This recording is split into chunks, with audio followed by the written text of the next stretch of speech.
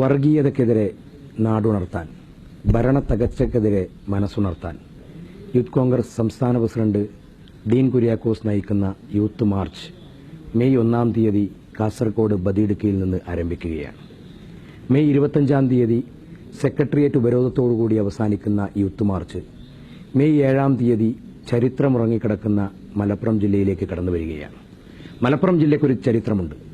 കഴിഞ്ഞ കാലങ്ങളിൽ Indian national കോൺഗ്രസിന്റെയും യൂത്ത് കോൺഗ്രസിന്റെയും KSUവിന്റെയും ഒക്കെ സംസ്ഥാനതല ജാഥകൾ മലപ്പുറം ജില്ലയിലേക്ക് കടന്നുവന്നപ്പോൾ എന്നും എക്കാലത്തും പ്രൗഢഗംഭീരമായ സ്വീകരണമാണ് ആ ജാഥകൾക്കൊക്കെ മലപ്പുറം ജില്ലയിൽ കിട്ടിയിട്ടുള്ളത്.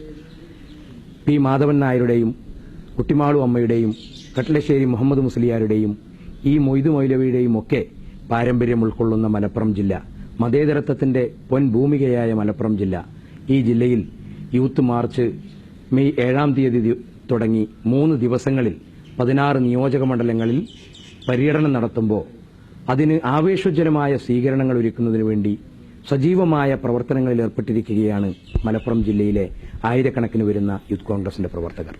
കേരളത്തിലെ ഏറ്റവും മികച്ച സ്വീകരണ കേന്ദ്രങ്ങൾ മലപ്പുറം ജില്ലയിലെ 16 നിയോജക മണ്ഡലങ്ങളിലേത് ആയിത്തീരട്ടെ എന്ന് ആത്മാർത്ഥമായി യൂത്ത് കോൺഗ്രസ് സംസ്ഥാന കമ്മിറ്റി ആഗ്രഹിക്കുകയാണ്.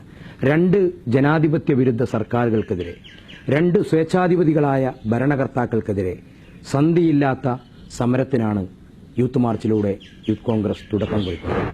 ഈ 2 ജനാധിപത്യ സർക്കാരുകളെ, 2 ഭരണാധികാരികളെ ഭരണത്തിൽ നിന്ന് താഴെയിറക്കാൻ വേണ്ട പൊതുസമൂഹത്തിന്റെ എല്ലാവിധ പിന്തുണയും യൂത്ത് മാർച്ച് കേരളത്തിലെ 140 നിയമസഭാ മണ്ഡലങ്ങളിലൂടെ കടന്നു പോകുമ്പോൾ ആ പൊതുസമൂഹത്തിന്റെ കലവറയില്ലാത്ത പിന്തുണ യൂത്ത് കോൺഗ്രസിനുണ്ടാകുമെന്ന് യൂത്ത് കോൺഗ്രസ് പ്രതീക്ഷിക്കുകയാണ്.